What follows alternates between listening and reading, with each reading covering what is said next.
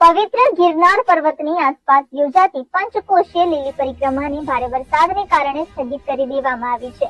રાજ્યભરમાં પડેલા કમોસમી અને અનરાધાર વરસાદને પગલે પરિક્રમાના સમગ્ર રૂટ પર માઠી અસર થતા વહીવટી તંત્ર દ્વારા લાખો શ્રદ્ધાળુઓની સુરક્ષાને ધ્યાનમાં રાખીને આ મહત્વપૂર્ણ નિર્ણય લેવામાં આવ્યો છે.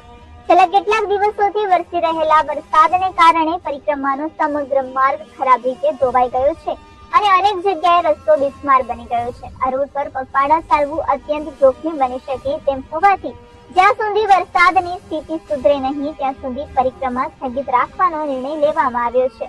લીલી પરિક્રમાને સ્થગિત કરવા અંગેનો આખરી નિર્ણય વહીવટી તંત્ર અને ગિરનારના સાધુ સંતો વચ્ચે યોજાયેલી સંયુક્ત બેઠક બાદ લેવામાં આવ્યો હતો. ત્યારે સર્વસંમતિથી નક્કી કરવામાં આવ્યું હતું કે શ્રદ્ધાળુઓના જીવનું જોખમ લેવું યોગ્ય નથી.